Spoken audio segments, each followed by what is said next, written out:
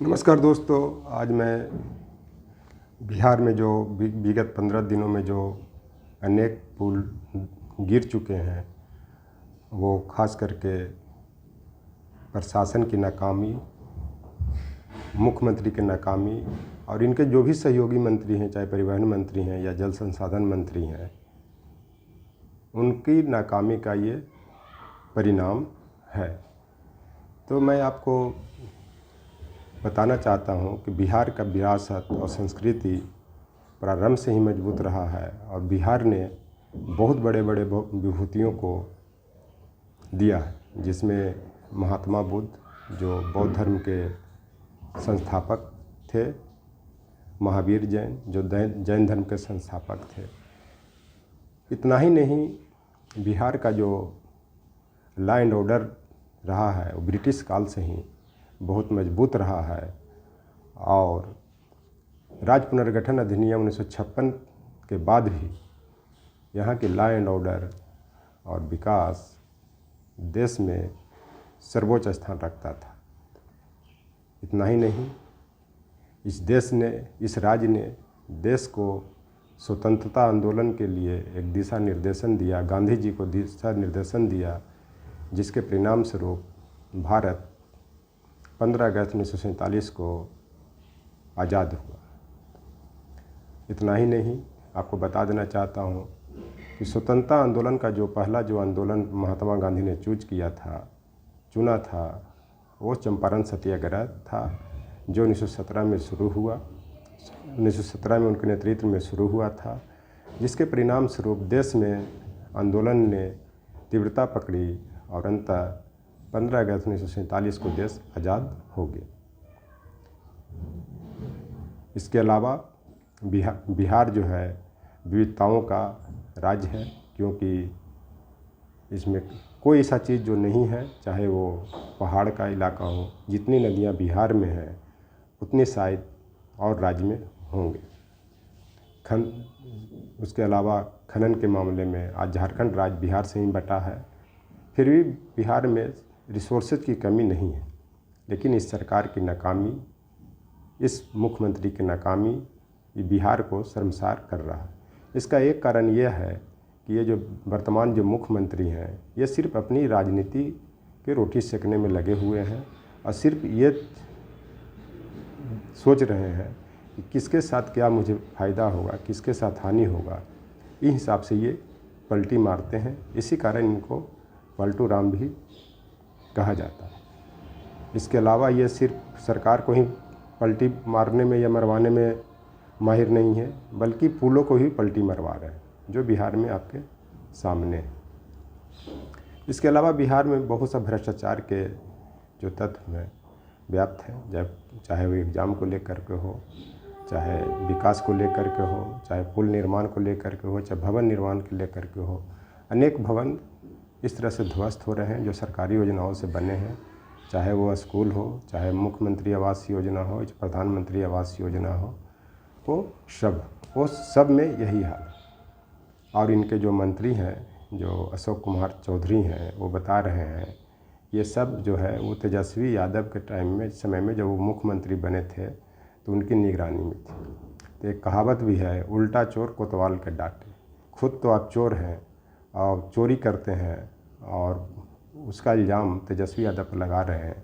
ये मैं आप लोग को बता देना चाहता हूँ कि जब कोई प्रोजेक्ट बनता है या पुल का जो प्रोजेक्ट बनता है, उसका निर्माण कार्य प्रारंभ होता है, वो बहुत कम से कम ये 5-7 साल पहले का प्रोजेक्ट रहता है, जिसके हिसाब से धरातल पर आते आते लंबा समय लगता है।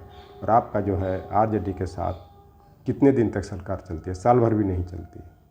इस चलते या कि अपनी जिम्मेवारी से बचना और उल्टा चोर कोतवाल की कहावत को चरितार्थ करना, ये बहुत गलत बात है। उल्टा चोर कोतवाल का मतलब ये है कि चोरी आप खुद कर रहे हैं और जब कोतवाल आपको पकड़ता है, मैंने थानेदार पकड़ता है, तो उसको आप हड़काते हैं, डराते हैं।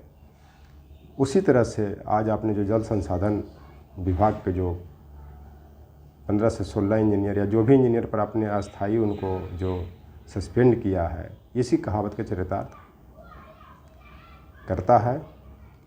क्योंकि चोरी आपने किया है, अब अपनी जिम्मेवारी से पल्ला झाड़ने के लिए इन लोग निर्दोष इंजीनियरों को आपने सस्पेंड किया है, जिसे वापस लेने की ज़रूरत है और राज्य में बड़े व्यापक पैमाने पर इसके विरोध में आंदोलन चलाने की ज़रूरत है। और क्यों ये पुल गिरता है तो मैं आपको बता देना चाहता हूँ कि जो भी सीमेंट कारखाने हैं, इन लोग का जो बोरी, जो एक बोरा सीमेंट आता है वो मात्र 100 रुपया में आता है। बता दीजिए कि देश की जनता या बिहार की जनता डिसाइड करेंगी कि जिस सीमेंट का कीमत 400 रुपया में जो बिक रहा है, वो सीमेंट 100 रुपया में कैसे तैयार हो सकता है। जबकि इन लोग बोलते हैं कि जो बड़े बड़े जो प्रोजेक्ट आता है उनका लागत इतना ही पड़ता है। इतना लागत नहीं पड़ता है। जानबूझ करके इस प्रोजेक्ट में बहुत बड़े पैमाने पर भ्रष्टाचार होता है।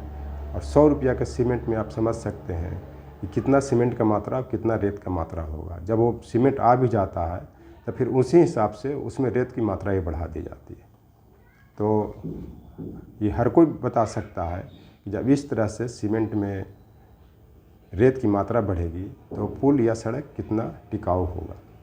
और एक बात मैं और बताना चाहता हूँ कि चाहे रोड, बिजली, सड़क, पुल एक जाति संप्रदाय के लिए नहीं होता है, एक राजनीतिक दल के लिए नहीं होता है, ये सबके लिए होता है। जब कोई सड़क बनता है तो ये नहीं कह सकता है कि इस पर सिर्फ इस जाति के लिए बना, इस संप्रदाय के लिए बना है, इस पार्टी के लिए बनी। उसी तरह जब बिजली कहीं किसी गांव से या कहीं से भी गुजरता है तो ये नहीं कहा जाता है कि ये इस जाति का बिजली है या ये इस संप्रदाय का बिजली है या इस राजनीतिक पार्टी का बिजली है।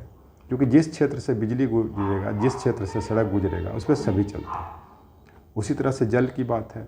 जब जल कहीं से चलती है तो जल, जैसे कोई भी जल जहाँ से भी निकल रही है, पानी निकल रही है, कृषि की व्यवस्था या कृषि की सिंचाई उस सब जाति संप्रदाय के लोग करते हैं। उसी तरह नदियाँ हैं, नदियाँ भी सभी का है, वो प्राकृतिक संसाधन है, वो जाति संप्रदाय नहीं देखता है, वो सबको फ़ायदा पहुँचाता है। लेकिन जब उसमें बाढ़ आ जाता है तो उसमें भी ये नहीं देखता है कि किस जाति संप्रदाय का है या किस पार्टी का है, उस सबको नुकसान पहुंचाता है और सबको बाढ़ में दहा देता है। बड़े पैमाने पर मरने वाले लोग कोई एक जाति संप्रदाय की नहीं है। लेकिन आज के परिप्रेक्ष्य में जिस तरह से ये जो घटनाएं हो रही है और दुर्घटनाएं हो रही है और बिहार के जो संसाधन का इतने बड़े पैमाने पर लॉस हो रहा है, ये देश की जनता, बिहार की जनता देख रही है और इसका माकूल जवाब समय आने पर मिलेगा। इसी में नहीं, जितने भी बिहार में एग्जामिनेशन हो रहे हैं, आप इस पर सीबीआई इंक्वायरी निष्पक्षता के साथ वही बहुत अवनेश अधिकारी से कराया जाए। सारा में करप्शन निकलेगा। ये लोग 100% सीट बेचते हैं।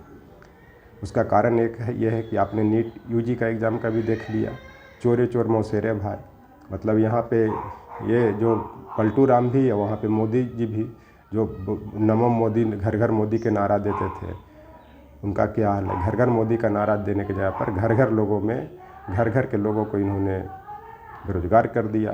करप्शन के एग्ज़ाम में करप्शन के शिकार बना करके सबका करियर बर्बाद कर दिया। इसी कारण चोरे चोर मौसेरे भाई ये कहावत चरितार्थ होता है।